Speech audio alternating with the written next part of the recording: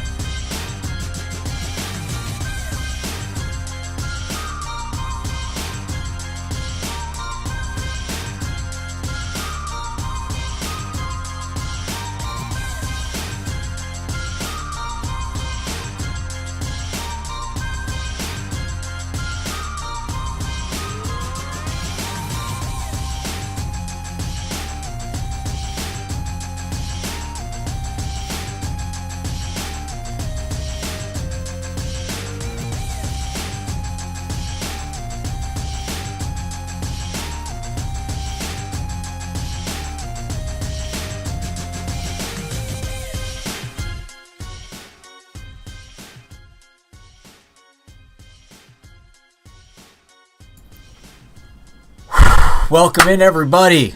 Welcome to the show. It's a good night tonight, everybody.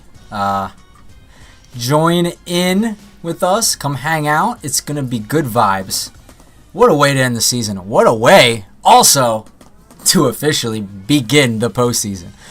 I mean, look at us. How did we get here? I don't know. It defies all logic. Should we be here? Probably not. But we stand on the graves of rivals, which makes getting here honestly worth it. Like, we probably don't deserve the spot, but you know what?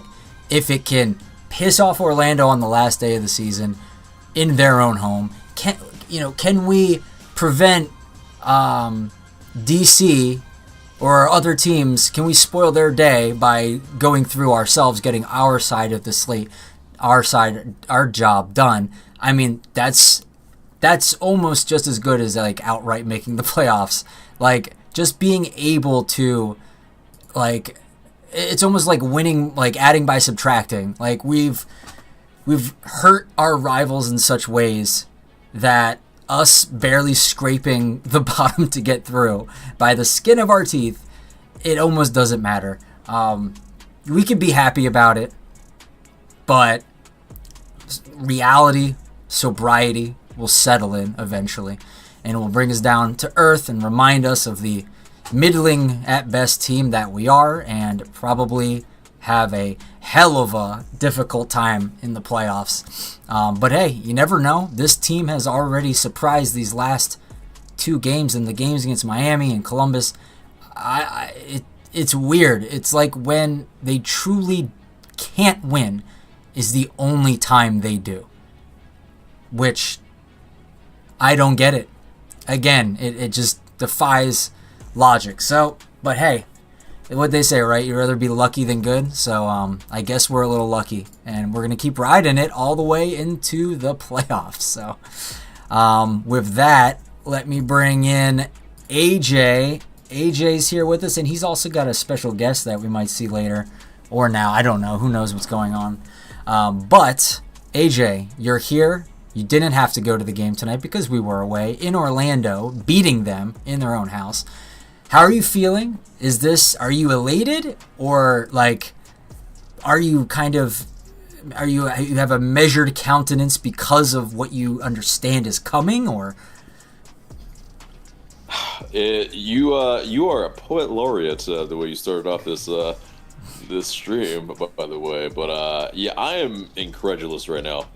Like, it just, yeah, I'm speechless at times talking about this team, just because, I mean, really, the odds never in our favor.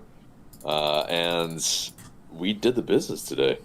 And, I mean, so Atlanta United scoring 2 goals in 16 minutes on the road.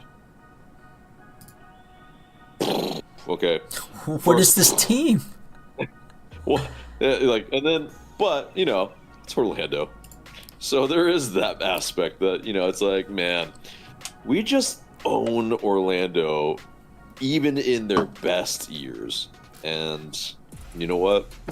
I'm here for it. That's just, oh, yeah. It's like that Joseph laughing. I am completely embodying it right now. Me right I now. posted it all over. Yeah, it is. I don't know what he's eating, but I want some now because, I'm always hungry. So, people that know me know this. And, but, there is this bitter irony of having snuck into the playoffs. We will now have to face Joseph Martinez and CF Montreal in what was probably arguably one of our worst matches this season, in a sea of just despicable matches that we had this season. But probably one of the worst in terms of attendance, in terms of what happened. Joseph Martinez scoring a brace against us, and now we must face them on the road. And I'm kind of terrified, but we'll get into all that. We'll get into all that later. But this match, I mean, really, really well played from Atlutd United for the most part, except for almost every counterattack that we played. And, the penalty. But other than, us conceding that goal. But from a defensive standpoint, we did as much as we could. From, I think, a luck standpoint, we got all the luck tonight. I mean, every result sans the Montreal match went our way. I mean, who would have thunk? I mean, Montreal taking care of business, but Charlotte did us a favor.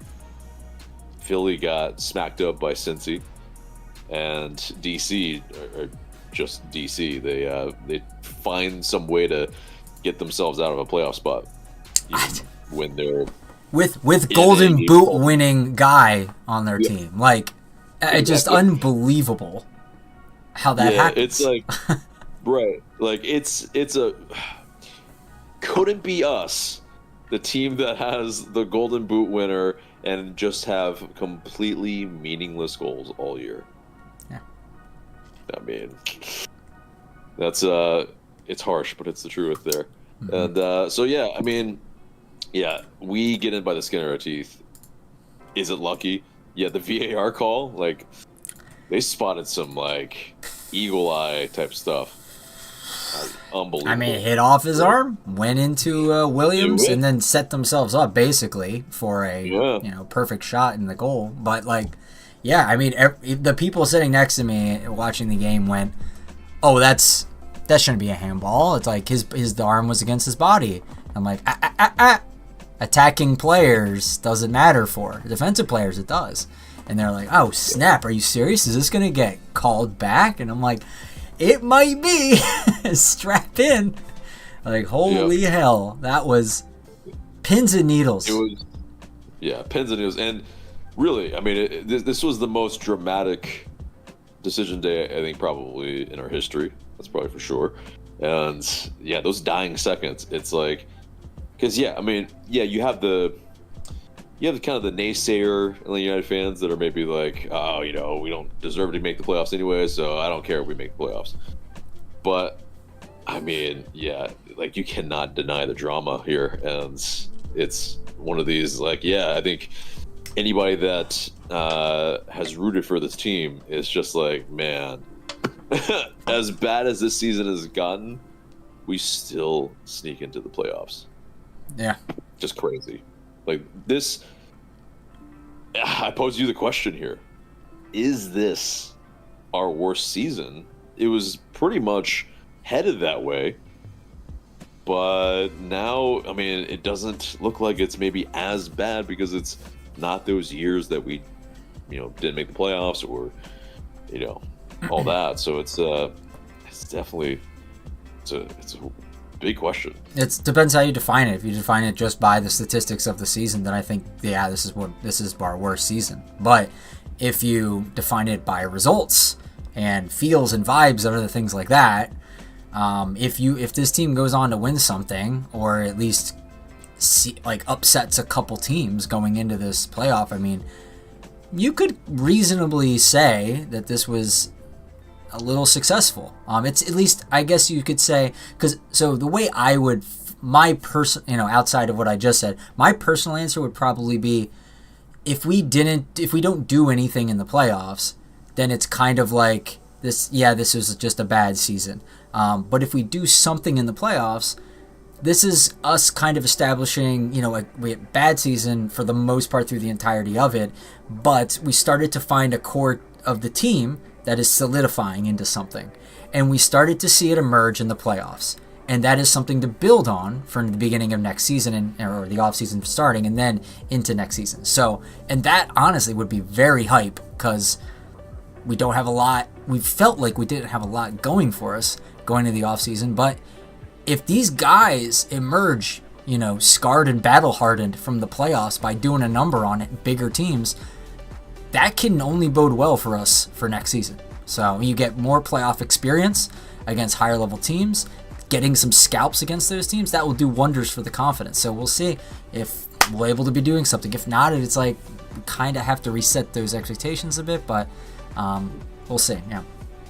Yeah, and it makes sense. I mean, I think for the regular season, it probably would say it's top two worst seasons that we've had.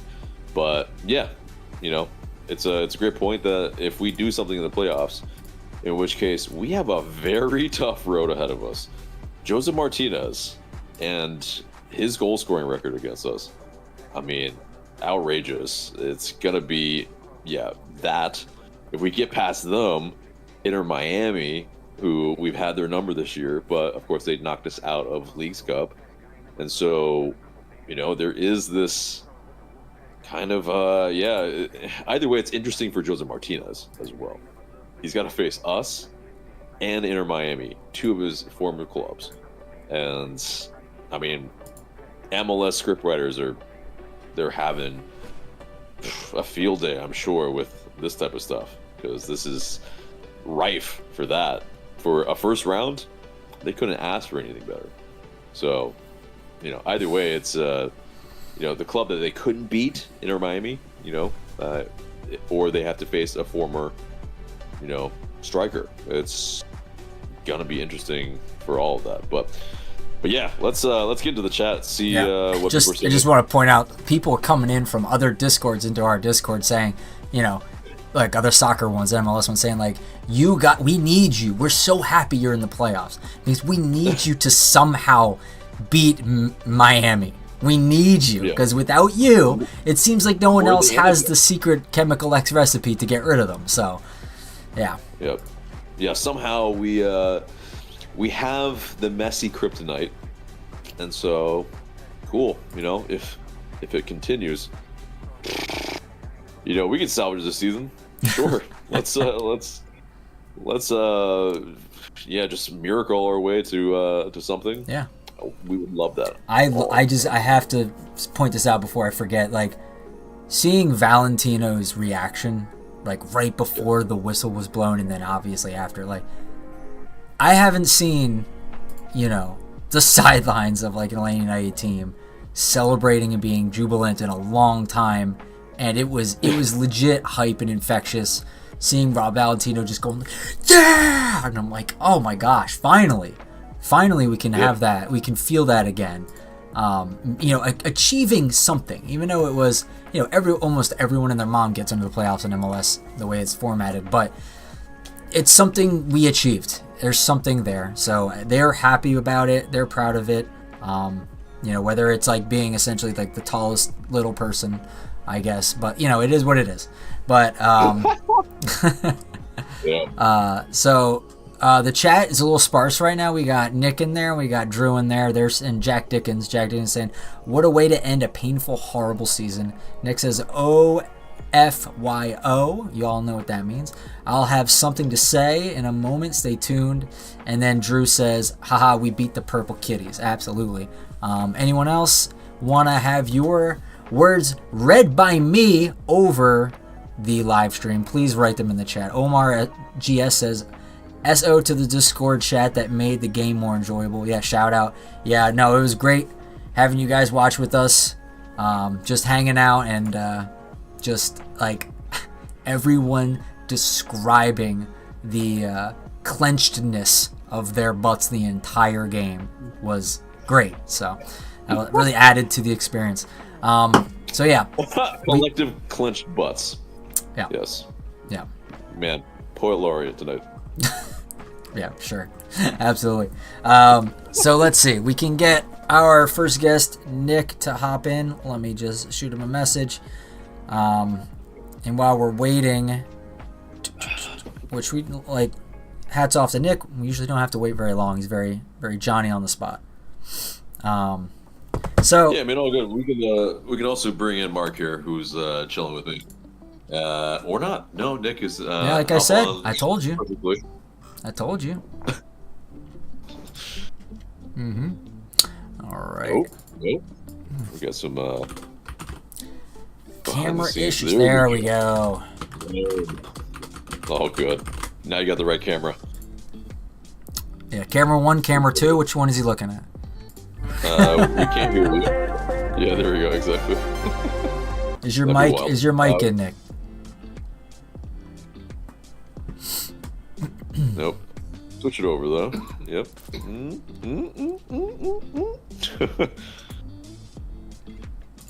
Lower him back down to earth. There we go. All right. Almost there, Nick. I think we're almost there with your mic. Keep switching it. Keep switching. Yeah, we'll talk while you. So Drew says I'm breaking out the good stuff tonight. Damn, he's in full celebration mode. He's in full celebration mode. Yeah. I got the cores out, so very high quality. Yeah. Straight from the Rockies. So. Man, at least go with Atlanta beer. Still cannot hear you. Let's see. You know, maybe. I do not have an Atlanta beer with me. I do have one of the Sweetwaters, but it is not in my hand right now. So. Oh yeah, that's true. That's true. Yeah, it's in the other room. Oh yeah, yeah. We do have some Rowdy and Proud. Yep. Rowdy Peach IPA. Rowdy Peach. Yes, yep. That's it. Cannot hear you. Can see you, but can't hear you. If anyone can read lips, it would be very helpful. Yeah. But I cannot. We're gonna go completely pantomime for this whole this whole fan cam. Just how well can you draw hieroglyphics? All right. He believes he has. Yeah, a whiteboard will work. I think he believes he has the answer. So yeah, it's I can't believe what happened. I still can't believe what happened in this game. It's and like, it's like because of the two pretty large misses on the counter that I mean, not misses, but I guess what could have happened, because the decision making on our counterattacks are just so slow. Cannot hear you. Yeah, and it's I do not have you muted. Okay. It's very, very it could have bit us in the ass. Like the Saba chance where he could have played NTRA, but it's just probably 2 seconds too slow. And then I mean, it's just there you are. The talk on. There you are. I pushed the talk turned on from another stream. Shit. Gotcha. Yeah, you don't need to do push to talk. You can talk whenever you want. So. Fuck Orlando. Fuck them. Fuck them. I am documented on social media multiple times, and do you want me to give you the full-throated hate here? Sure, go for it. Oh, they're so bad.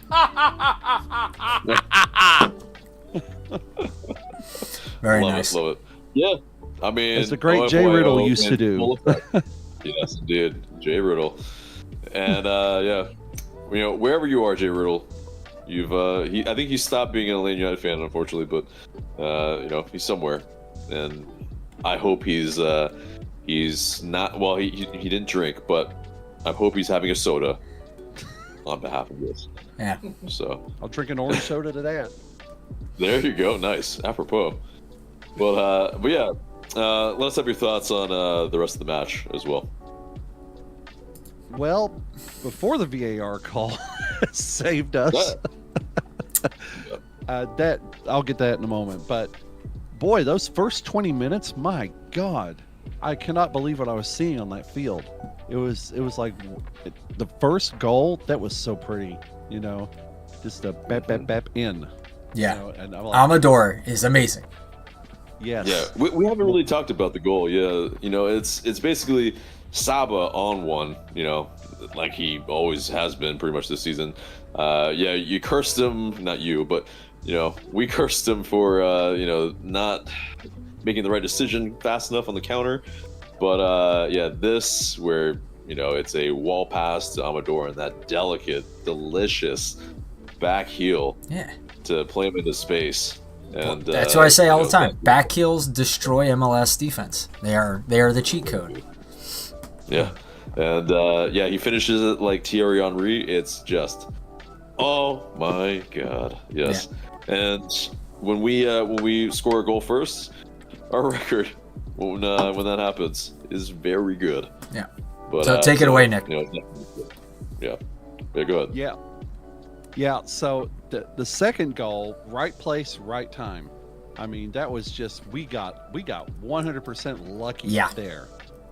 And I see How many this bounces did it there, take? Mike. Yeah. Yeah. Yeah, it's like, you know, kind of a really weirdly taken corner that bounces very short and then goes through the legs, hits the keeper's hand there, and then essentially bounces right to TRA. Yeah. I feel like it's a goal that happens a lot against us. And I'm like, why do we never score this way? Like, you just throw the ball in the mixer and then chaos ball, maybe it bounces your way and lands to one of your players. It just never seems to happen, but it happened tonight, and it couldn't have happened against a better opponent. Indeed. Yeah, and we're in Dreamland. Yeah, and when they pulled one back, I was like, oh no, here we go again. Yeah. You know, there were 4 defenders right in a line, and they ran right through us. You know, I was like, here's the Garden Gnomes just sitting there again, letting play happen around and them. they get so stunted and they stop moving. I feel like when teams recycle possession against us, they do an attack and then recycles back and they do it again, and they're just kind of like in stasis when that happens, and it's obnoxious. Yeah, and it's the 2-0 is the most dangerous lead in this sport, and yeah, I mean, it's like, okay, yeah, you feel that momentum when another team gets another goal, and I mean, full disclosure, I predicted it to be a 2-2 where we didn't make it to the playoffs. So I mean, you know, could you blame me with the way our season has gone? Like, yeah, it's how it has been, but the luck of the results in which, so I've been doing this basically stream with Goals TV where we're predicting matches all across MLS, and I predicted essentially, well, at least hoping, more probably hopeful, every one of these results tonight except for Montreal. So I don't know, I have nothing to do with it, but you know, the juju maybe did something, and we're just gonna chalk it up to that because yeah, wow. I mean, what did you make of the luck, Nick? I mean, it's like, it's basically what we haven't had all season. Yeah, like, yeah, we've been bad in front of goal, and that's probably talent wise, but luck also hasn't gone our way. Yeah, so many times you're absolutely correct. It has went against us, but it's like the universe, the planets, everything was aligned correctly tonight. And I was nervously watching the scoreboard in the entire match, and I had people call me out, like, quit looking at your phone, Nick, come on. You know, but all the results matter, and it doesn't matter, they're going to tell us about it on the broadcast anyway. Where am I going to get it from? They were late on some of them. Yeah, it's like it's like we're just waiting. It's like, yeah, you really like get the notification or whatever, and you already find out before that, and it's just like, you know, yeah, they're calling the match, so okay, fair enough, maybe, but yeah, you know, but it is, yeah, it's like, you know, sort of the, also, you know, the moments that we usually rue with the, you know, missed opportunities or just lack of quality in the final third. And Yeah, I mean, And the missed penalty. We have to talk about the missed penalty. I mean, absolutely. What the hell was Alexi thinking? Going so casually to the near left side like that. It seemed like he could have just had him. He had like 3/4 to 80% of the goal to the right. I mean, why did he could have beat him that way, at least from my interpretation of how that went down. Clase is a disgusting penalty saver. 20% saves of all penalties. It's incredibly high percentage. Good odds. Why are you not making that? I mean, yeah, I mean, you know, it's true. It's kind of I get it. It's that though. It's like he's a pretty good penalty saver, but it is also that like I don't think Miranchuk gave him the eyes, at all. Like he just telegraphed the entire thing, and he just looked down the entire time, and it's not a great penalty. 2 of 3, not the worst. I think. I mean, who was it? Barco that was taking our penalties, and we were like, you know, it's like I don't think he's the worst penalty taker in our history. I mean, he missed it's only a few. Yeah, Barco missed a few, but Miranchuk just a few so far. Yeah, Miranchuk hasn't been, you know, I think too bad, but it is, not a great penalty. It's on goal, but it's just not well taken enough to where you send your keeper the wrong way, or at least wait till the last second. I mean, he was already diving there, and then he pretty much like hit it that direction. It seems like he needs some coaching on that for sure. Yeah. But I mean, you know, I think as far as the, I guess, defensive lapses, the moments that we have, like what type of, maybe not what type, but how much confidence does it give you, kind of going into the playoffs? Going against Leo Messi, where we are undefeated against them this season, but I mean our defense is still our defense. We got to take it one step at a time, and that's to get past Joseph in Montreal. And going into enemy territory, Stade Saputo. It's. As much as it was tough to win this game tonight, it's going to be twice as difficult, even more so, going into Montreal. We already went up there and lost 1-0 during the regular season, and we had the brace, of course. It's a house of horrors, too, for us. Yeah. And Jose Martinez... It's a broom closet. It's intimate. It very much plays in their favor. Mm-hmm. Yeah, I mean, Jose Martinez, like... his goal scoring record against us is very, very good. How well do you think we can keep him off the score sheet? We're gonna have to have multiple players play the game of their lives just to win this match. I'm very, very, very confident that that's what it's gonna take. It's gonna take probably relearn how to play defense in like a day or 2 days. Because this match is Tuesday night, 7:30. We have less than 3 days now before we play this team. And he scored tonight. And had an assist as well. Yeah. Right. Like he scores in bunches when he scores, and he's been scoring, and it's scary. And I mean, it's that saying about women, right? The nothing like a lady scorned. Hell hath no fury like a woman scorned. Yeah, that's it. And hell hath no fury like a Joseph scorned. Because, man, like we are in his way, probably.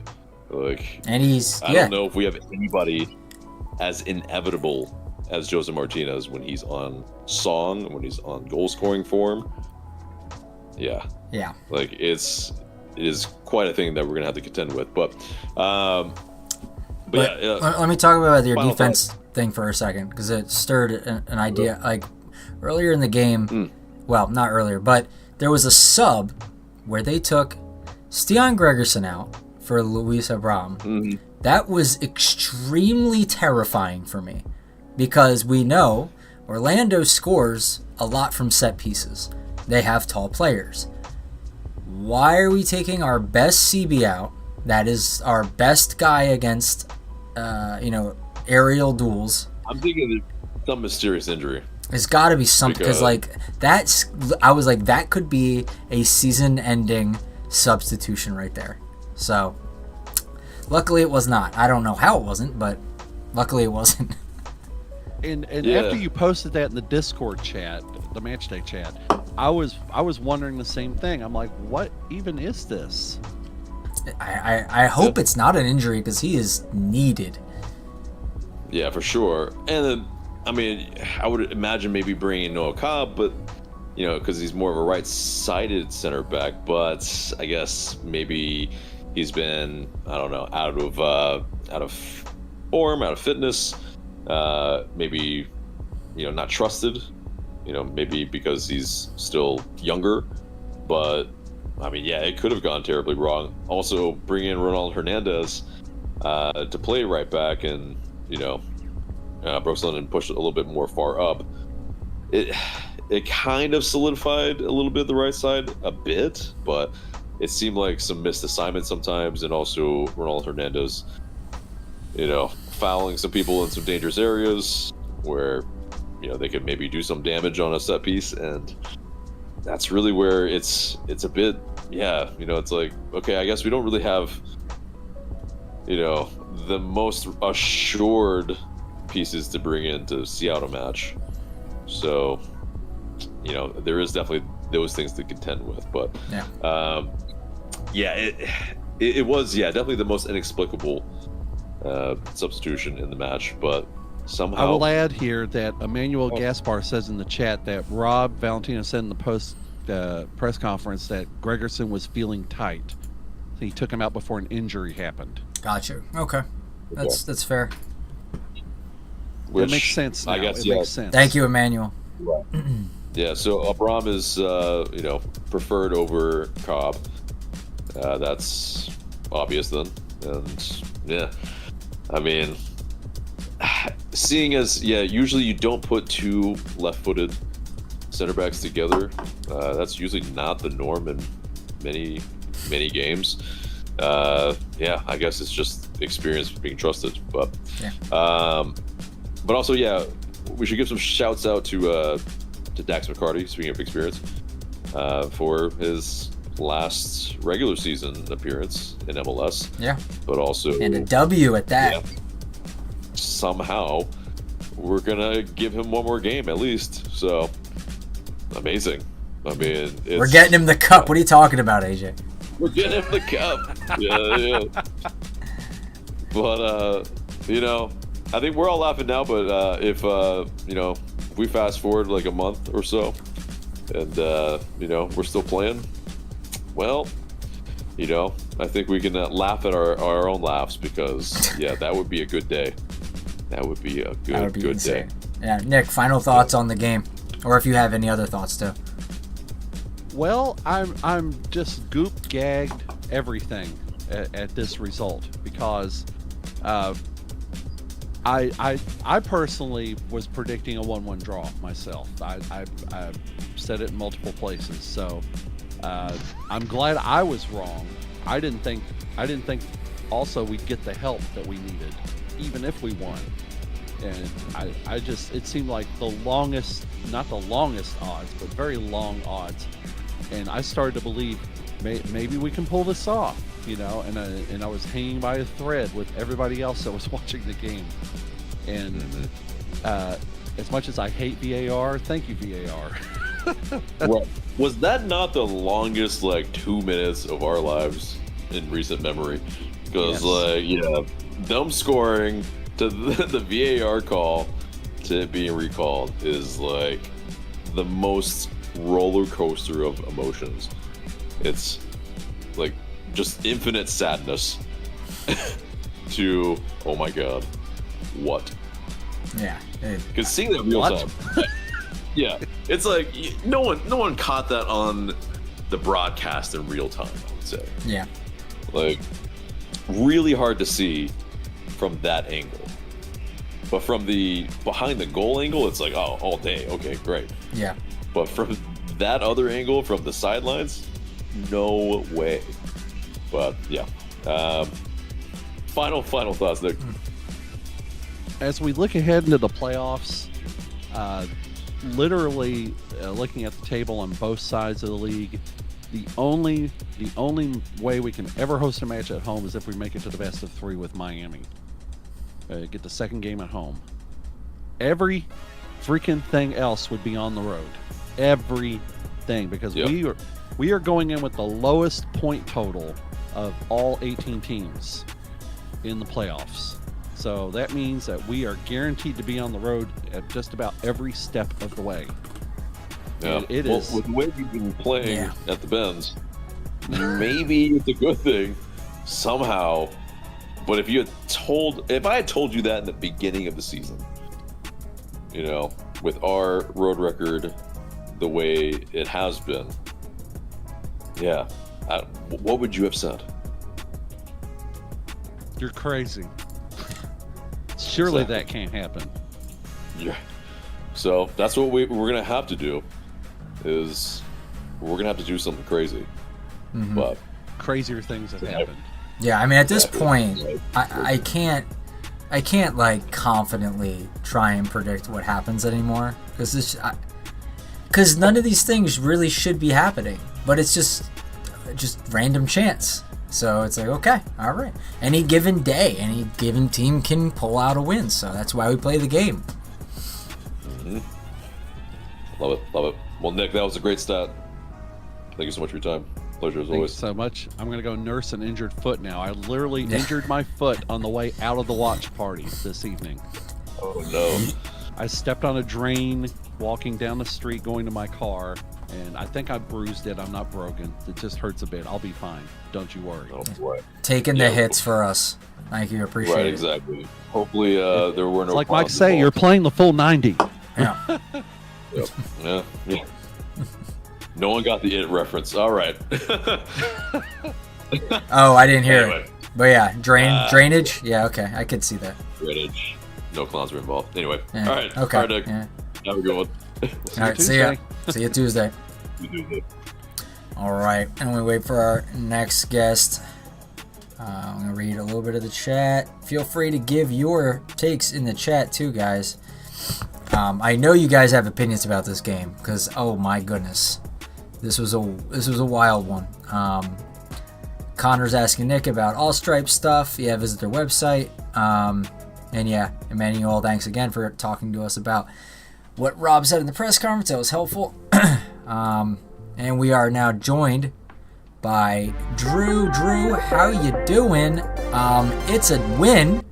It's finally a win. Again, I mean, from last time we had a win too, but it feels like we don't get wins. But it seems like we might be getting a little bit more than usual. Let me ask you this. Are we overperforming, or is this regression to the mean? Like, should we be, there's this narrative going around that we've just been having terrible bad luck, and the luck is kind of coming around to us like it should. You know, you get 50 scenarios where you get 50 scenarios, or 32 or whatever it is, the amount of games you play in. I was like 32 scenarios to run the statistics simulation, and then like so many of them, let's say half give you like an unfavorable result based on bad luck, and then the other half give you a good one. So it's like, are they now balancing? Did we get the first half like front loaded, or what's happening? I have no idea at this point. I think it's a little column A, a little of column B right now. We should have been doing a lot better.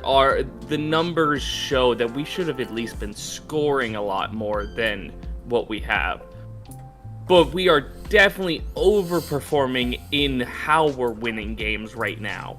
So this team is ridiculous right now. I don't know what is going to happen. We could go really far at this point into the playoffs, and I would not be shocked either way.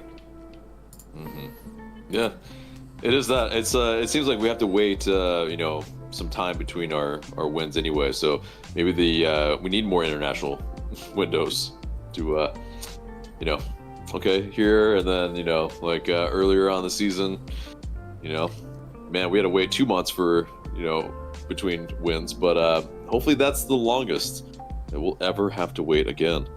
But yeah, as far as the first 20 minutes of this match, I mean, it just the intent. Have you seen that in our players' eyes very much this season? No, that was a killer instinct. I haven't seen.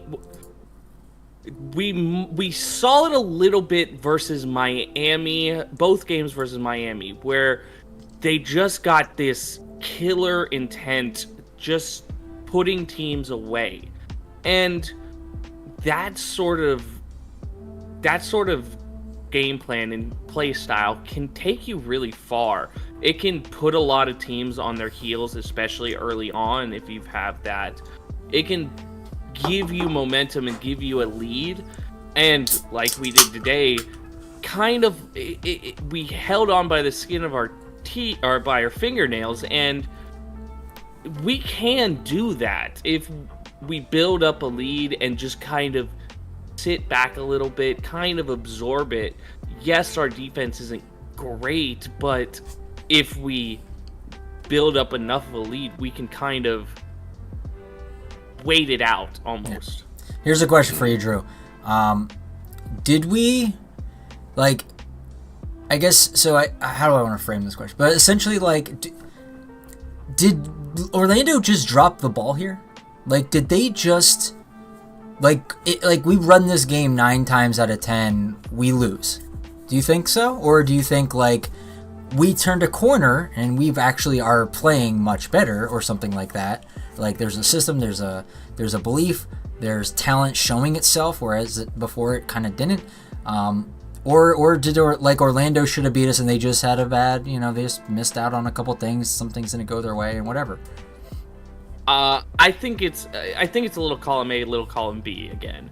I think we are turning a corner. I think we're starting to see the core of this team start to perform. You're starting to see the chemistry with Saba and Amador on that side. You're starting to see the midfield starting to get cohesive and kind of fill in that gap behind in front of the back line. They're starting to play well in front of them.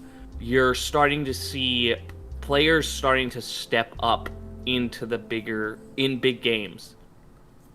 Orlando also did not play great at all. They definitely did not expect us to come punch them in the mouth early on. And I think it took them a while to actually recover and try to get back into the game. But I do think we win, it's probably a 50-50 if we're playing like this again. Yeah, which that's fair. Better than the odds that we had, I think, earlier on this season. I mean, I'll take 50-50 at this point. And yeah, it's a great point about the midfields. It seems like Muyumba has not been favored in quite a number of the matches, and so that midfield. What did he do this game too? He gave us a bunch of really careless fouls, only right outside of our box. The guy needs to I don't care if you do these fouls when we're counter pressing, but all the way down on our side in these dangerous situations when Orlando is very skilled at set pieces. It's just, I don't know. Muyumba, some people in our Discord were saying we need to get rid of him. So, I don't know. Yeah. It's like a half-season aberration almost. That was his good season or good period for us. And so far between that, it's been a lot of inconsistency where, we've seen it almost Jekyll and Hyde on the road for him. And so, for my prediction video, I definitely was not wanting Muyumba on the road. It's, whatever it is with him, not at home, just doesn't look great. And I think a lot of it is he seems a little step behind, or his thought process is not quick enough. And, he's ponderous a little bit on the ball at times. but Fortune, Schließ, they might be a little similar, but they have definitely a lot more physicality to them, and they are giving a lot of energy, and they're helping out the defense. Sleesh battled tonight too. Like when he went in with his challenges, he battled. He fought for them. He was getting mad. You could see it. That was indicative of the entire team's mentality going into this game. Everyone was like, "We understand it." You'd think that you'd have seen this in some of the previous games where it was quote unquote do or die, 7 finals, etc., etc. But for whatever reason, it's like when your backs. It's only when there's no, like, I don't know. Maybe they read the media and maybe they watch our channel. They're like, there's just little chance that they're gonna win against this absolute giant of a team with all the stats in the world and all the bet, the bookies and everyone is completely putting it against you, and they see that and they go, sign me up, I'm ready. Whereas like you got a game where it's not that scary of a team, and they just shit the bed. I don't get it. It's bizarre. So yeah, it might be a thing where us going into the playoffs, we have said this before, we play down to the competition. We also play up to the competition. And, well, playoffs is all about one thing. So, maybe the motivation will be there. But what do you think, Drew? Oh, definitely. I think we have definitely played down to the competition a lot this year. And then going into the playoffs right now, playoffs are one thing, really. It's being hot at the right time. And if you can take that momentum of being hot at the right time, you can go far.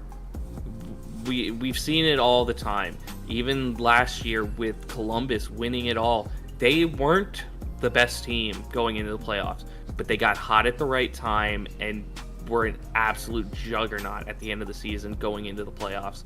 And they tore through the East and to win last year. Mm-hmm.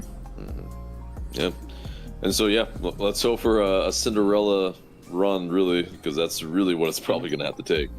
We're going to be an underdog in every matchup. It's so interesting that Drew said that as exact terms, because I believe Rob Valentino basically said the same thing about Orlando going into this match. They've caught fire at the right time. Things have come together all at this right moment to get into the playoffs, and it's like, we just beat that team away. Like, what does that mean? Does that get you confident at all, Drew, about what's to come? Or do you think this is an abnormality and, things are just going to go right back to, burn the ships, restart everything next season or whatever? What do you think? Oh, it definitely gives me confidence. It gives me confidence that, hey, we might not win this match, this playoff game. We might not do anything with this. But there is hope going into next season. There is a core starting to form. Yeah. There is something to build off of. It's not all doom and gloom like we were thinking a couple weeks ago at this point. Yeah, and if you didn't answer that way, I was going to correct you by saying exactly that, because I'm speaking specifically to the people out there who are like, we need to. This whole team this season has been shit. We need to just start a brand new next season. Throw it all out, get a whole new everything.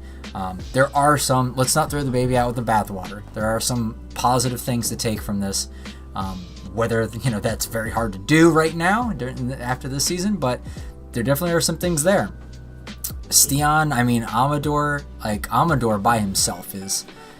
Ooh. I'm thinking like you build the defense around this man. Like this guy is incredible.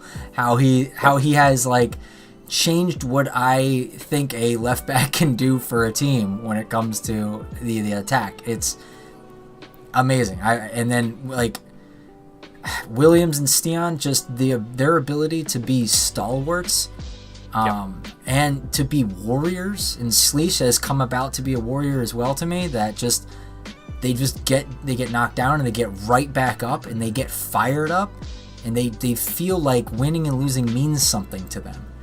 Whereas we just haven't seen that a lot with other players, and it's good to see someone want to defend the badge again. Yeah. Yeah, it's playing with pride, and I think that's definitely been lacking for many a season now. But but yeah, I mean, it's like, and much respect to Caleb Wiley, but Pedro Amador is just a different cloth. Yeah. It is just so interesting how much he has helped us in that short amount of time. It's a wand of a left foot. I mean, yeah, just not only his delivery, but I mean the assist tonight. It just shows that kind of awareness, that willingness to try something. Yep. And kind of willing us to win. Yeah. And like his crosses, they didn't land on anyone tonight, but they were in the right freaking place for a DP number 9 to have been there. Yeah, indeed there. And then defensively, I mean, like I think early on he won one of his duels, and he showed his winger that he was there, and I think that's super important very early. That I mean it's like really make your presence known early. Yeah. And I think from his side, it really was fairly quiet. It's I think the other side here. Last time we played Orlando, I think I don't remember if it was away or, but I remember I think it was this. Yeah. No, I'm saying like I don't know which one I'm recalling in my head, but I think that they like physically dominated us. Like it wasn't just that they played us hard, but if I'm remembering correctly, I felt like they just kind of imposed themselves over us, and I felt like there wasn't a lot of fight from the guys. But this game, I didn't see that at all. I saw Orlando kind of shying away from a lot of challenges, and I don't know, maybe they're looking towards the playoffs. They don't want to risk anything, but we were getting stuck in and taking advantage of that.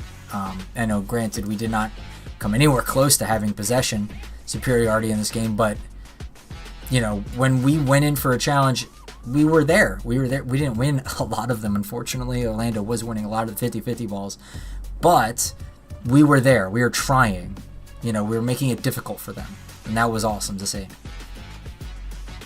Yeah, they had definitely better of most of the stats, except for shots on goal and, of course, XG, which the penalty, definitely counts as a lot. But, I mean, beyond that, it's still like nearly 2. So it's a lot of, like, I think we had 1.79 XG in the first half, which, really, really good. It's just, like, I would argue, like, one of our best halves, except for the defensive aspect. Yeah. But from an attacking aspect this season, which is a little sad, but it also is, okay, still pretty good. But yeah, final thoughts, Drew. As I just got back, I have a brand new Johnny Walker Island Green. I'm going to bust out for tonight for us getting into the playoffs and beating the Purple Kitties. Very nice. So, good night, gentlemen. Let's hope we win this. And please let us beat Miami if we get through this first game. That would be hilarious. Yeah. That would be the kind of almost like I hate to say, like, would I? Okay, I wouldn't. I probably wouldn't. Would I prefer, the timeline of us being terrible the entire season to sneak into the playoffs, to upset all the best teams, and to make a weird run? Would I prefer that over us just being good during the regular season and then just doing okay in the like having the same result in the playoffs? I feel like obviously the first one makes the latter half of that scenario just so much tastier, but the second scenario is just statistically, I want to be a good team, so I'd rather that. But narrative wise, it feels really good on the first one. It does. Yeah, it's a really, really good question. Would you want to suffer for essentially 8 months and have joy in 1 month, or the opposite? Well, I mean, or that joy is like hyper sweet, amazing versus it's like, I mean, a team that they know they belong in the playoffs, and then if they win or lose, they're like, okay. Whereas like, you don't belong in the playoffs, but you are blowing out really good teams like Lionel Messi's like that is just wild. That's a whole nother level of like salt mining on the MLS forums and stuff. So I know I would be the most bastardy of bastards if we were ever to pull it off. I mean,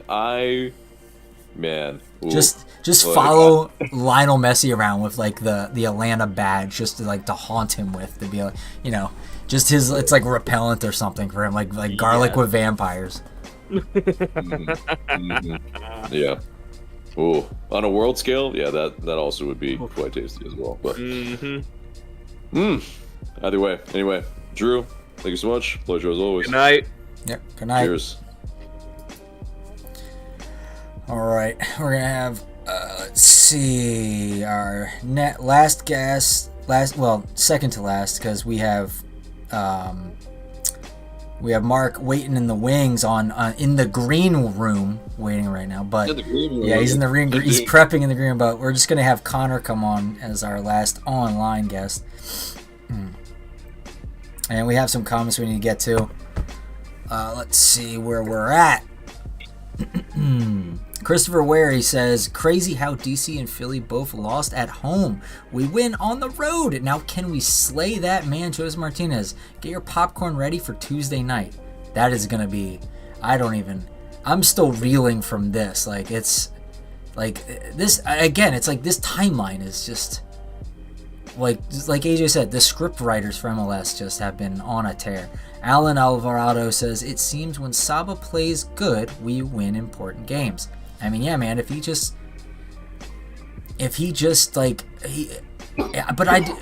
don't know what, maybe it's just luck, I don't know what it is, but if he can nail an early goal, he just feels it for the rest of the game. It seems to me, but, who knows? I don't know what the secret sauce for Saba is and why he shows up in some games he doesn't. It might be just statistical, whatever, but it might just be that's just who he is as a player, because inconsistent. That's why he's in the MLS why is it happen against do or die scenarios? Like, well, I mean, it is he definitely looks like he gets up for those games that mean more. But he also is that type of player that, I mean, he's been our best player this season. That's for damn sure. And I mean, yeah, when he attacks and with purpose, aggressively, one of the hardest to stop in this league. Yeah. His pace, and he's relentless when he gets going. So yeah, I mean, get him some pieces to run with him that he'll pass to early. Yeah, I think we should cook on counters. But absolutely. Connor, my guy, how you doing? Welcome. It's been a good night. It's been a good night. That's damn right. It's been good. Yankees just took the lead, they just tied it. I'm all over the place. Cool. Yeah, you're a sports guy. You're a sportsman. Yeah. I like everything except for American football. I don't really care about that. But that surprises me. All right, well, here we are. We're talking about soccer tonight. Connor, how are you feeling about Atlanta United's W over the Orlando Kitty Cats? Put them in their place, Joseph Martinez style. Unfortunately, we don't have a DP9 to solidify another legendary quote against them. However, we may have to wait until next season for that. But how are you feeling now? I have some questions for you as well. Yeah, go for it, and I'll hit you with some. Well, we don't need a DP9 whenever we have Pedro Amador at left back. Yeah, that's right. You just don't need it. Amen, brother. But yeah, I mean, two really interesting goals. Because first one, probably one of our best attacking sequences for a first goal. Although I think recently I've been thinking that in quite a few goals. We've been having great goals recently. But second one's interesting. I think it's I don't know if it's a quote unquote that's exactly what they want it to do, because obviously that's not exactly what they want them to do, but I think the idea and the intent behind it is planned. But it was super interesting, especially because the Orlando guy literally just palmed it into yard Yeah. half. But I mean, other than that, like, it was an interesting match. We came out firing, which is something that we haven't seen really this year, which I was like, if we could put this much enthusiasm into every game. Well, it's the games where we're up against the wall. Like, those are those games. And so my question to you is, why, for, like, you know, you can take like a microcosm example or part of this whole thing. Why does Saba show up for some games where it's clearly like it's a big game, we're up against the wall, and he becomes extremely clinical, whereas the games where it's not necessarily that, he just, for whatever, just biffs him, misses, and just doesn't make the right decision? I think some people, I don't know necessarily if this is exactly what it is, but I think some people, whenever there's so much input into them from the outside, they just don't have they just like let the instincts take over, and it's not like they're more whatever their brain is thinking straight away, they're just doing. And I think that has a lot to it. There's not like outside, he's just what Ultra Instinct for all the Dragon Ball Super fans out there.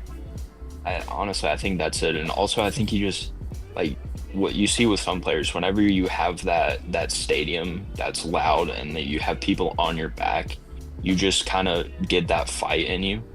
And I think you see that with him. Because Gotcha. even sometimes in the bins, whenever we're like kind of up against the wall, you kind of see him almost take that next step into like, this is my time to shine. And he like just goes and tries to do whatever he can. Yeah. Which, I mean, it's fantastic. So what you're saying, and I love this, is that Saba's got that, like, me 2007 college beer pong energy where, you know, everyone's yelling at you, trying to heckle you to miss your last cup shot, but then I just that's where I thrive, and I nail it. So that's where, I mean, if that's what he is, I love a player like that. So... That was a deeply personal anecdote there. You're welcome. That's what you come for, the personal, deep anecdotes. I mean, I get that sounds like a perfect fit. Yeah. I mean, he's got like the crazy hair, you know, like energy drink style persona. So like, you know, I can see it. You just kind of lob them over the back of the table for every other shot, and then the final one you just drain it every time. Yeah, 100%. Perfect. Yeah, exactly. Yeah. It's no, he calling it too. Yeah, he definitely gives off like Eastern European DJ energy. Yeah. Like maybe not remiss in a group like Prodigy or something. Ooh. Yeah, good shout. Real deep cut here. Anyway, go on, Connor. Oh yeah. All right, let's see. I'm trying to see what else could we get to. I mean, you can go to the penalty. You can go to VAR. You can go to penalty.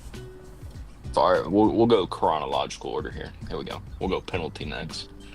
All right, so we'll talking about that. I mean, clear penalty for me, obviously. I mean, I don't think there's any doubt in that. Yeah. The honestly, the taking of it, I don't really. It's very similar to what he's done for every other penalty, so I'm not that mad against it.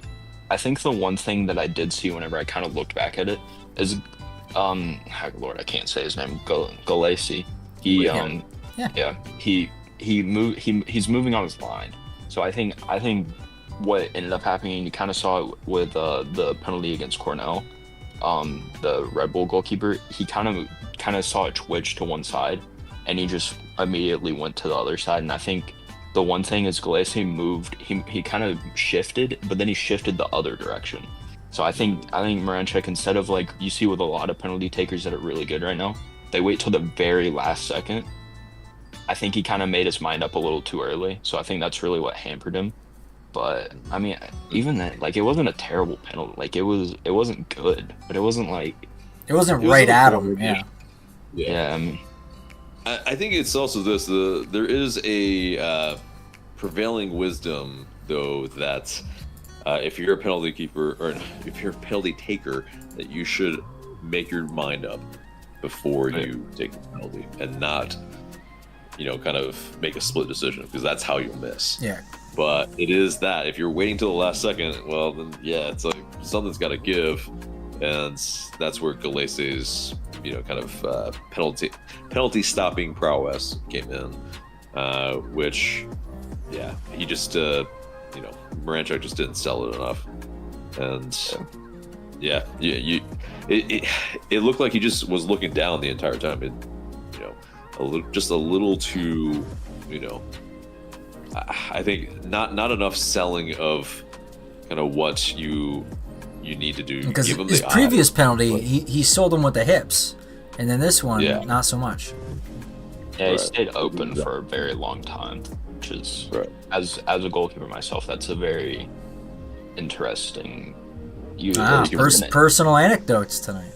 Yeah, and it's a little tell. Most of the people, it doesn't really matter, because they'll shift towards the end. But he was just open the whole entire way, which was interesting. Unless you're me taking a penalty, if we're going with personal anecdotes, against AJ in the Mercedes-Benz Stadium, and I try to go for a Panenka against him, and then he just stays in the middle and doesn't move because he's afraid to break an old man ankle by diving one direction. This is true. So this he is just, true. Yeah. So that's why I saved my one penalty against him in the Mercedes-Benz Stadium.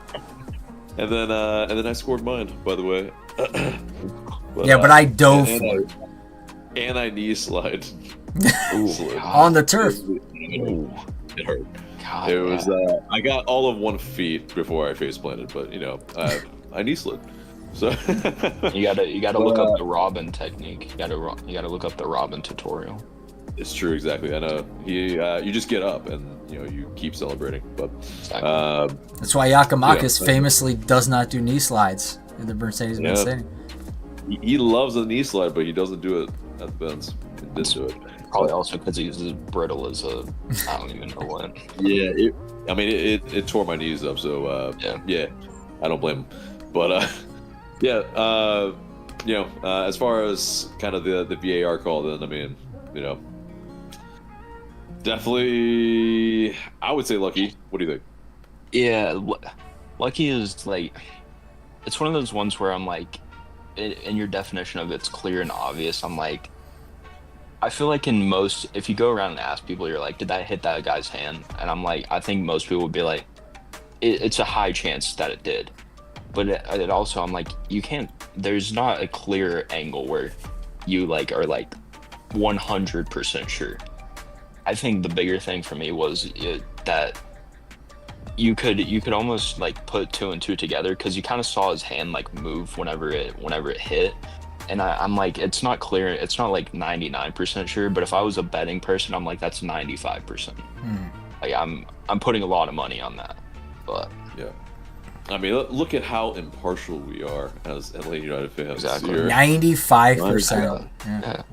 Yeah. I mean, we're giving it to Orlando, where it's like, if they had gotten away with it, I mean, it probably would have been like, okay, all right. Yeah. That would have sucked a lot, but yeah, I mean, I think we've seen it a little bit before. But yeah, all the luck went our way tonight. Listen, Orlando, let me talk to you personally, 1-to-1, man-to-man. Listen, it's not your fault that all of our luck decided to come good in the last game of the season, where before it just never did. So it just sucks. You were it all kind of just back-ended in, and it just you're the one that's scheduled for this. So it's not our fault, not your fault. It just sucks to suck. It sucks to be Orlando. That's just what. It would happen to anyone who was playing us tonight. it sucks to be Orlando any time of the year, though. So. Yeah. Yes. Yeah, but that's just outside of the point. That's just it's one of the universal constants of MLS. That's just what you get for choosing to live in Orlando. So I have 2 younger brothers who live in Orlando, so it's fun to give them crap up for about it. All right, let's check out some of the comments real quick before we let Connor go. I'm surprised you still talk to them. Yeah. I mean, they don't talk to me very much, honestly. I'm the civil, normal human being, and because I'm an Atlanta fan. But something about being an Orlando fan makes it seem like you just I'm not gonna talk to them as often. It's like, well, screw you. It's just the culture that comes with Orlando. Exactly. Yeah. It seems so, man. Man, like I said last time, like some time ago, or maybe it was last time. I don't even know when it was anymore because it just feels like so long ago. But yeah, those fans that are still watching that video about the violence against Yeah. Atlanta fans. It's that. It's like it's 8 years later, Yeah. guys, and you guys are still watching. Yeah, it's commenting the on the guy who video. peaked in high school who still like talks about how he like made that throw on his varsity team. It's like, okay, bro, you're 35. All right. Donta Spade says, "Let's freaking go, our Orlando United in the playoffs." And I want to hit on this real quick. This could be like, this was a crappy season, but this could be like, if we go on a tear from here on out, dynastically speaking, like in the playoffs for, I know, what was it, Orlando, they said in the broadcast, there was their 5 consecutive time in the playoffs. I want to hear that about Atlanta going forward, right? We get a great team, we start doing well, we make the playoffs consistently here on out. This is a way we can start that, so that's cool. Alan also says, we need to play with the same football like we play against Inter Miami to at least play semifinals or final. We beat the champs, Columbus Crew, and Inter Miami in the season. It's like, yeah, but Miami allowed us to play like that. Columbus allows us to play like not every team is going to allow us to play like that. So we'll see. I on that though. Yeah. It's this. Most of them are going to want to play with the ball. Yeah, when you're in the playoffs, So- better team. Yeah. Now that you're in the playoffs, Yeah. Exactly. And so that might really play in our favor because that is the type of ball that we want You know, to play. Yeah. Orlando learned the hard way. Yeah. Right. But the problem is, okay, we will have to punch them in the mouth first. So we will have to, because going down first, I don't really know if I have trust in this team to come back. We haven't done it very much. And yeah, our record is pretty anemic. So yes, we do have to figure out how to pretty much come out the blocks and be clinical when we have those chances. And that's what we did. We had, I think, 9 shots tonight. Not a lot. Yeah. I think Orlando had 21 or something like that. I mean, it's how you take them, but still, it's like. According to Gotta need SofaScore, to- they had 20, we had 7. Even less. There we go. I don't know, dude. Apple TV stats and SofaScore stats are okay. they're always I different. see. And I don't know why. I think I might have figured out with the XG. I think they do XG on target on the Apple TV. Because it's wildly different. Yeah. I swear, because it was something. It was one game. We had a penalty and we had another goal, but they had us at like 2 XG, and on the regular we were at like 1.2, and I was like, the only way that's possible is if that's on XG on target. Yeah. Because the penalty is gonna be like 0.9 if it's a good penalty, but it's like 0.8 to begin with, and then I think our other goal was really good. I was just like, there's no way these stats are correct unless it's XG on target. Yeah. So I think that's what that is, but yeah. Yeah. Indeed. Yeah, and so just to give us what SofaScore tells us, because AJ did say the XG for us tonight on the Apple broadcast, SofaScore has Orlando at 1.92 XG and us at 1.34. Yeah. Wow, it's Very wildly different from what. Yeah, that's what I was saying. Like, every time I look at these, like I compare Apple versus that, it's always very different. So. What did Apple have us on? We had like, it was like 1.75 or something for us. Really? That's even. Yeah, for that's, the that's still not right. That's Yeah, that still- was what AJ said for the first half he saw. Yeah. Yeah. Yeah, But, I don't. okay. So we can't trust Apple TV math. This is our first, fun. yeah, That's- like, you know. That's who's broadcasting it, but okay, great. Yeah, that's, man, They haven't done this for a long time, so, you know. I suppose. I'm not going to give them that caveat because, I mean, we're all paying for it, so. That's we fair. should expect that. That's fair. Yeah. Anyway, final thoughts. Got an interesting game coming up Tuesday. I think for us and how we're gonna play, I think this will probably be the biggest, like most difficult game for us. I think, and the sorts of, I think how they're gonna try to play us versus how we want to play. I think it's gonna be very different. And also, I think one thing that's gonna be big is the atmosphere is not going to be in that building. It just never is, and it's not going to be. And I think we feed off the energy a lot, and it's just not going to be there. So I think we have to come out of the blocks, at least trying to, like, we gotta bring our own energy into there. And what do we have to do to make Saba think this is the end of the world and you need to pull it all out like he has done? Like, what is that? What's that trigger? I mean, give him a Zin and a Red Bull and send him out there. Yeah, dude, seriously. I mean, isn't that what isn't that what they do before games or something? Probably. Maybe. Um, I've heard stories about Prim. maybe some like smelling salts. You know, I don't know. That they do that in hockey. Right. That's probably better and safer. But yeah. Anyway, we don't want anybody capitulating to anything. Because Okay, of, it's okay. Vardy drinks like 3. He drinks like 3 Red Bulls on a game day. That's insane to me. Yeah. Like, how do you not throw up? Like, it's. Yeah, happened. It's also Vardy. I mean, Yeah. he could do anything, and I wouldn't be surprised. So, yeah. Yeah, he used to. I don't know if he does that now. There's no way at his age. Yeah, probably not. I just remember seeing that it would be like in the non-league, and he would be like, I would drink 1 for breakfast, 1 right before the game, and 1 at halftime. I'm like, that's No way sustainable. your kidneys are hating. Like every single organ in your body is hating you. Right. Yeah, you can exercise all you want, but like heart, liver, kidney, something's gonna give there. But yeah, Connor, thanks so much. Yep. Pleasure as always. And Yes. we'll see you Tuesday. Sounds good, Here we buddy. go. Let's go. Yeah, let's go. All right. So, how's he doing in the green screen in the back room? He, he's looking good. You got some you got good snacks back there for him, like some waters. And... yeah, we had some grapes. We had some Chinese takeout as well. So it was good. Ooh, Yeah, okay. You know, but Hey, you man. know, I didn't feed him the grapes, but that's his loss. But he actually declined that perk he gets. Yeah. yeah, he did say no, but it is I kind of ate all the grapes anyway, so I get his loss. But here's Mark. What up? What up? How's it doing? So tell us.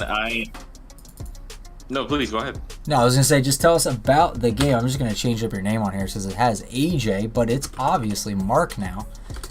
So we're gonna change that name up.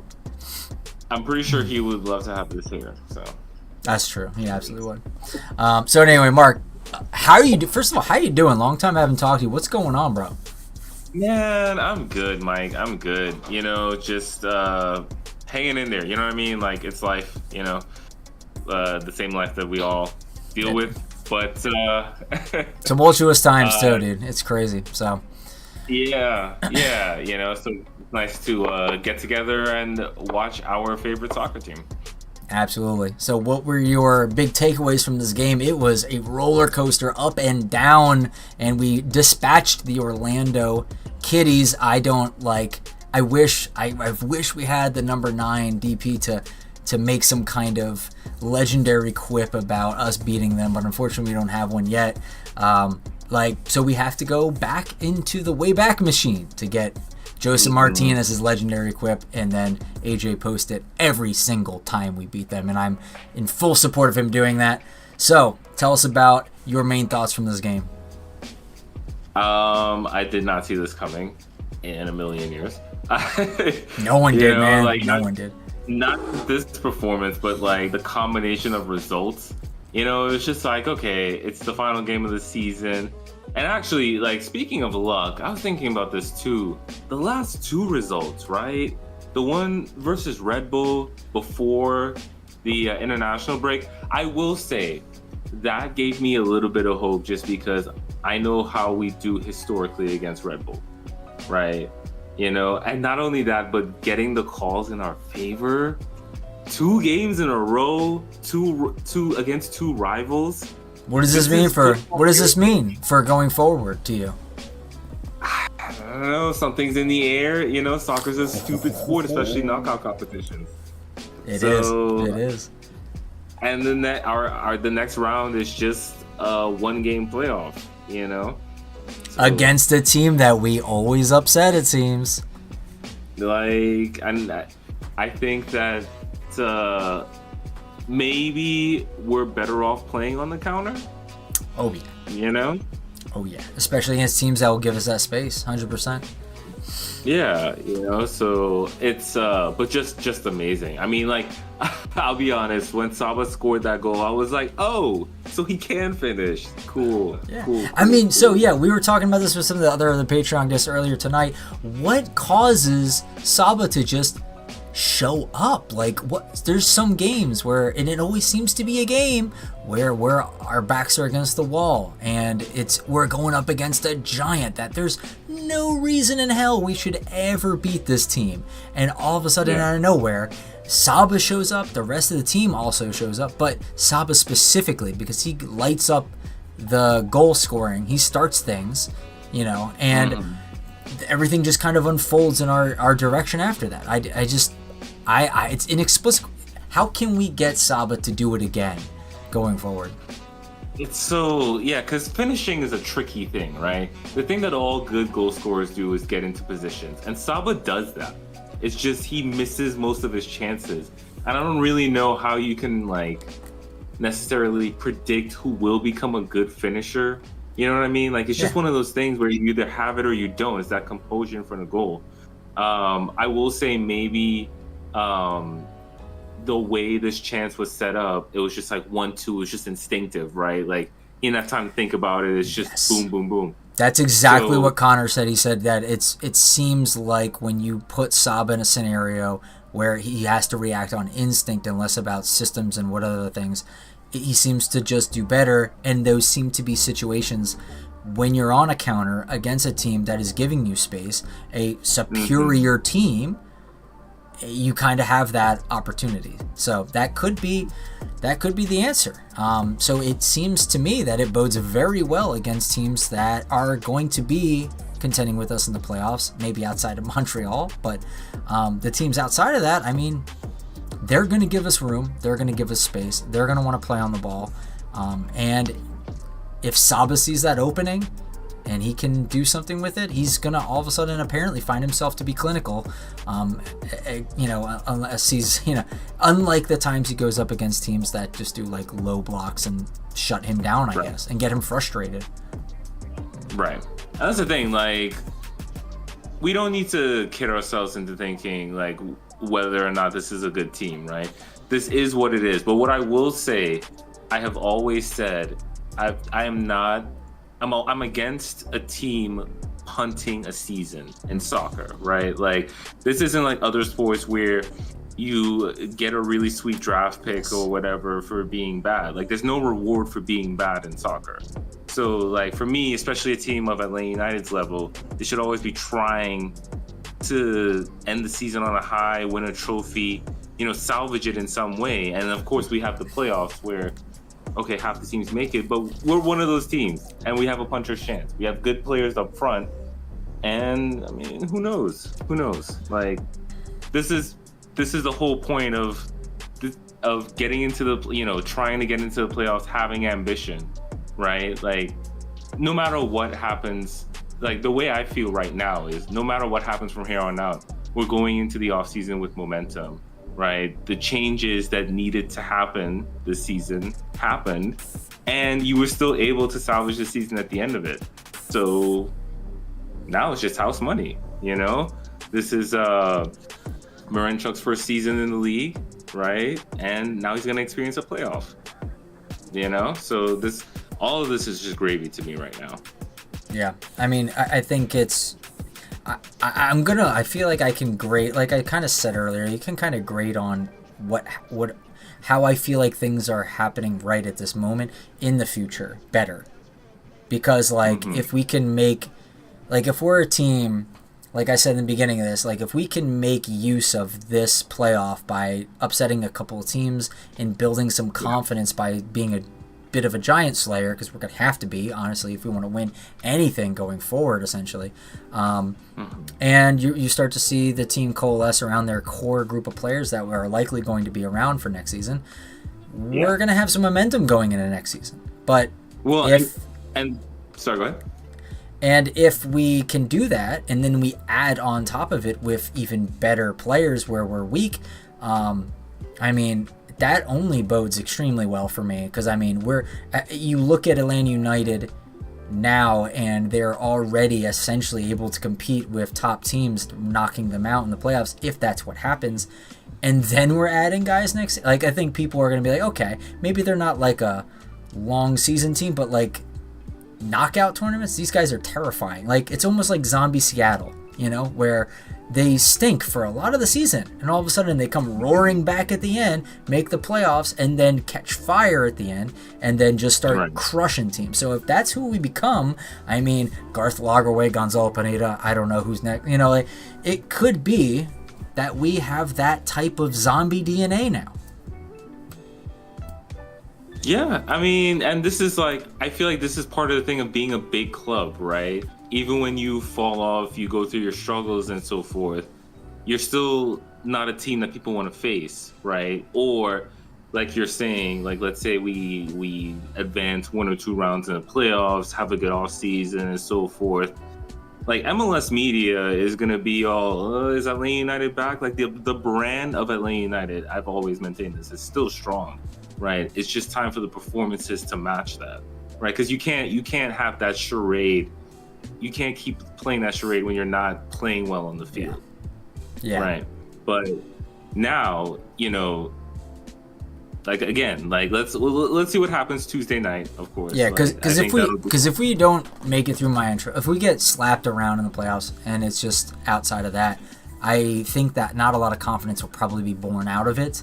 Right. And we'll kind of go back to like, okay, you know, let's just start fresh, moving on, you know. So no, I agree. I mean, the last couple of playoff appearances, I think, have been disappointing to me, just because you saw. So it was NYC in 2021, right?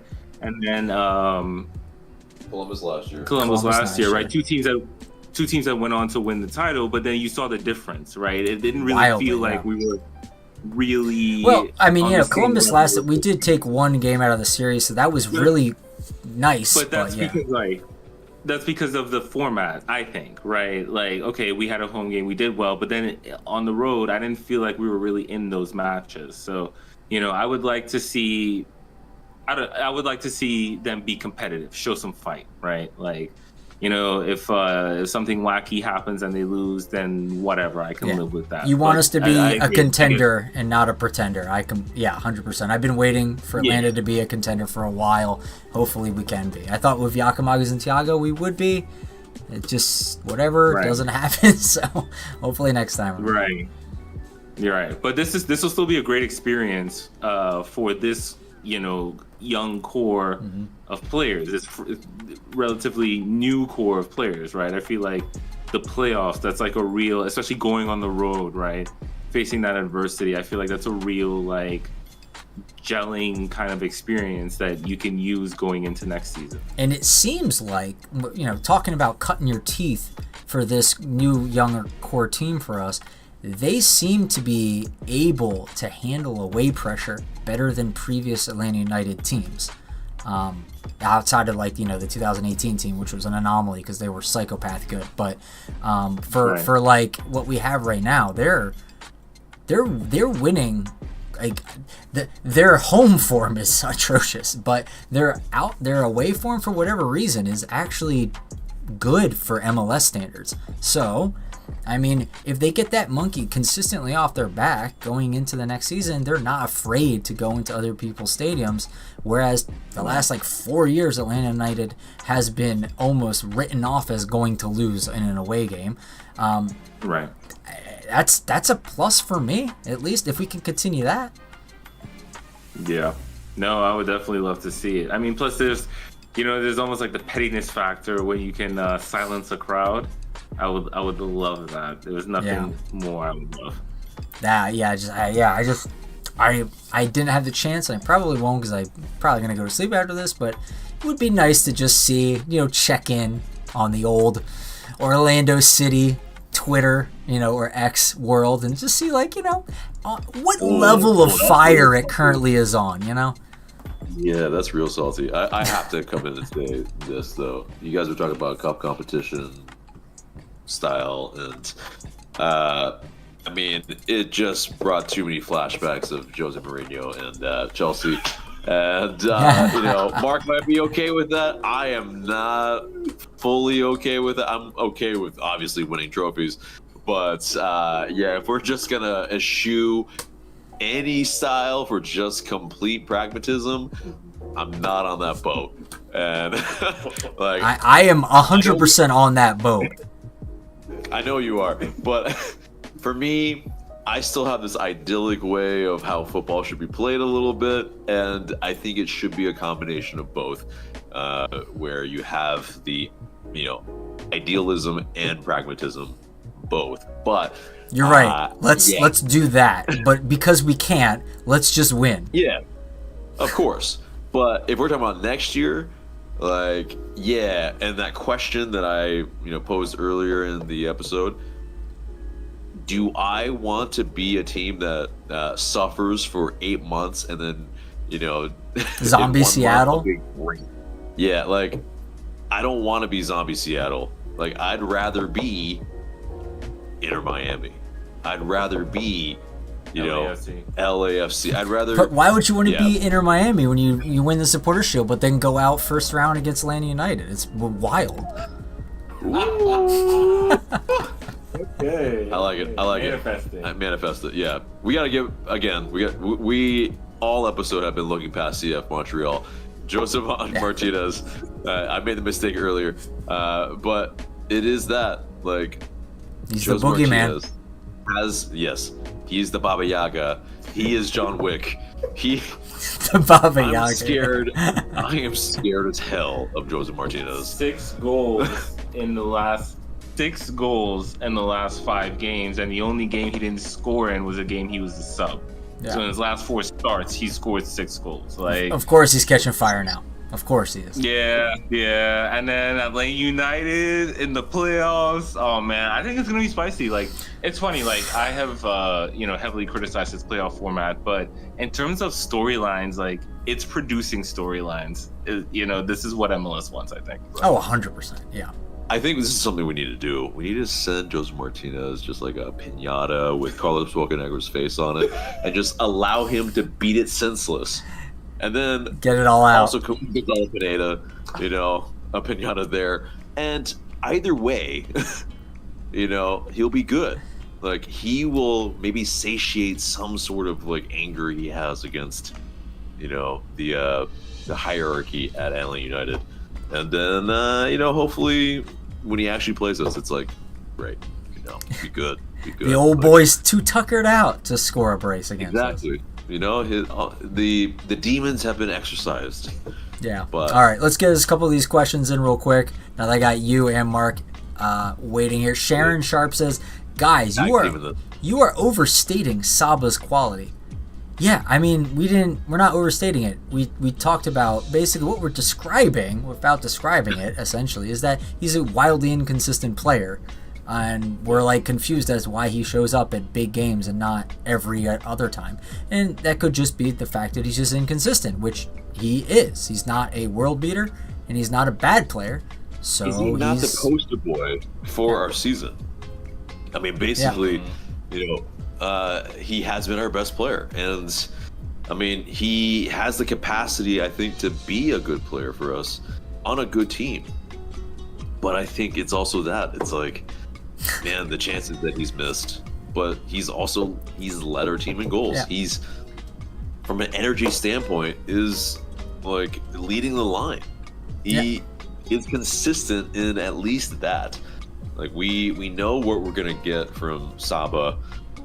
Essentially, most matches is that he's gonna bust his ass, and he's gonna get in really good scoring chances, and then that's really where it's gonna be okay. We don't know what Saba is going to show up then. Yeah. Is he going to be clinical, or is he going to kind of really kind of badly miss. So, I mean, the commentators mentioned a stat. So, excluding 2020, Atlanta United have always had at least one double-digit goal scorer in the regular season until this season. Salah finished with 9 goals, right? And he's our leading scorer, as AJ said. So, I think that, like, that summarizes it, right? Like, he's not a DP9, right? He's not a Joseph. He's not a Yakumakis. He's not, I mean, I don't want to go on and on, dogpiling on him, but like we're not trying to overstate his quality. I mean, yeah, I think you handled exactly the next comment from Shannon as well. The person says, guys, stop the excuses.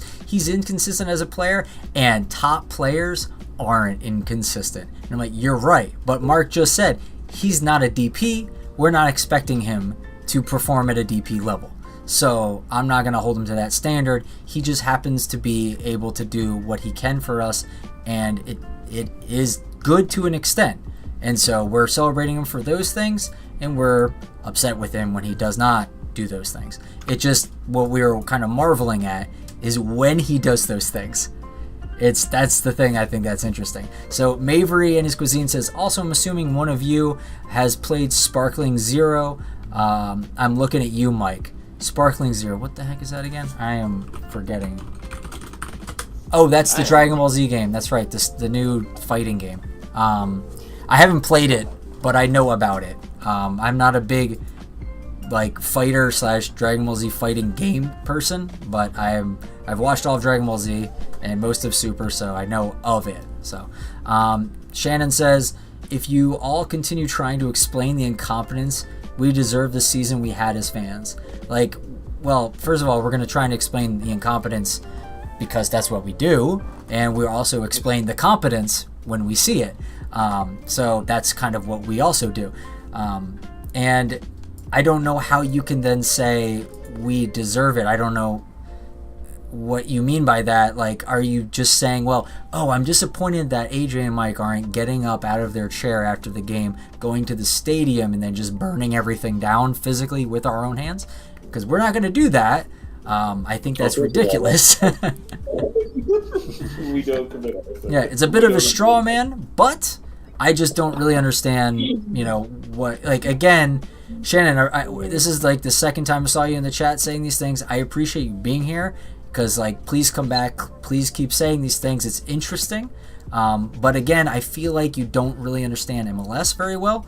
I don't think you understand how Atlanta United works, how our history is. And so please stick around, learn a little bit for next season, learn with us, be with us in the next season, and I think it'll end up being very beneficial for you. Fernandino Ronaldo says, can we do a New York Giants 2007 Super Bowl champions upset campaign, beating all the better teams in the playoffs and slay the undefeated New England Patriots? Honestly, Fernandino, like I was saying earlier, that's what it's setting up to be. Whether or not it happens, I have no idea, but that's what it's the possibility is there. Go ahead, AJ. Yeah, I mean, I wasn't gonna say anything, but I was just shaking my head. But it is very much that. Like, we are the worst team in the playoffs right now. So anything that we're gonna be doing is gravy. So I mean, yeah, unfortunately, our backs are not gonna be against the wall, but it is, if we can play like it is an elimination game, I think that's what we need to play it like. I know they said, 7 games ago, it's 7 finals. They didn't play like it. No. But this match, the previous match, it very much was. And I think that's really where we need to kind of fix up, somehow get that motivation right. Because it is evident, like, when this team wants to show up, they can.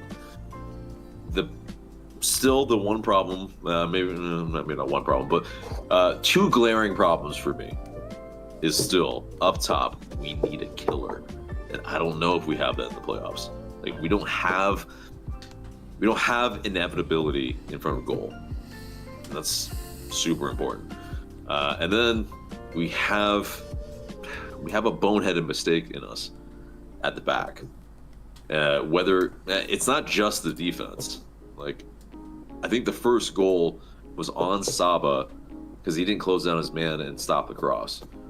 So as well as he, played in some of the sequences throughout the match, he let in across that essentially, got them back in the game, and kind of had our backs against the wall, having to really, stave it off. And, if VAR didn't intervene, we would have been out of the playoffs. So I hope Stian is it able to play next game. Yeah, I know. Hopefully it was caught early enough, and hopefully it's nothing with hamstring. Hopefully it's just, he felt a little something somewhere innocuous and had to come off. I don't know yet, but I'm sure we'll get the news after this match. But yeah, if he's not ready for Tuesday, it's coming fast. Yeah, it's concerning for sure. Yeah. But yeah, keep posted on Atlanta United Fan TV social media, and also in our Discord. I'll post a link to it to join it for all the updated information when it comes out. So let me grab that real quick. All right. So do you and Mark have any final thoughts before we get out of here? Yeah, I'll leave it for Mark with final thoughts. Well, I came here, meaning to AJ's place, expecting to watch the final match of the Atlanta United season, and now we have one more match. So, yeah, go team. And I love this dumb club. Well, man, you had an opportunity to do the Patrice ever there. I love this game. Like, oh well, but yeah, I mean, I think for this match, it shows you how crazy football is, how crazy soccer is. It's just, you can't, like, this is why the games are played. Like, these wild things can happen where we can completely make what was a season bereft of any inspiration into something that's like, huh? Okay, all right, I guess we're here for this. Because I mean, also, yeah, if it was a home match, they would have just charged us anyway. So we would have had to be there for that, But but it is one of those things, like, it's always better when Atlanta United's winning. So, yeah. And if you can make your rivals cry, that's just so much better. You said it. All right. Well, I think that is about it for us tonight. Yeah, it's been real. I mean, we got 2 W's in a row now, is that? Oh, man. At the end of the season? Like, what is going on? So, on a high note, yeah. Like I said, maybe we just have to have that type of, like, we won't have the benefit of it, unfortunately. Our next match is in 3 days. But, yeah. Or is it 4? Yeah, Sunday, Monday, no, 3. So, but, it just seems like we need some space between our wins. Yeah. So, mind the gap, yeah. Yeah, we don't get that benefit this time, unfortunately. So, knock on wood. But anyway, do you want to have your final thoughts? I think I probably said enough. I think everyone kind of knows my opinion right about now about all of this. So, I don't think there was anything else. Yeah, searching my thoughts. Yeah, I think we're good. All right, so that'll be probably about it. AJ, if you want to sign us out. Thanks for everyone hanging out. I think I got to everyone's comments. Yes, we did. Dopamine also says Penn would have seen the game over. Yes, it would have. It would have seen the game over. But alas, that was not the case. So, all right, AJ, sign us out. Well, yeah. Well, everyone, thanks so much for hanging out with us for the entire 2024 season. And yeah, we have some playoff games, maybe, hopefully. We have at least one, and hopefully it goes swimmingly where we can do more So, but for Michael, for Mark, everyone that came on earlier as well, thank you so much. We love you all. But I've been AJ. Thank you so much. Remember to like, share, comment, and subscribe. I'm tired. Goodbye. Good night. See you in the next video. See you guys.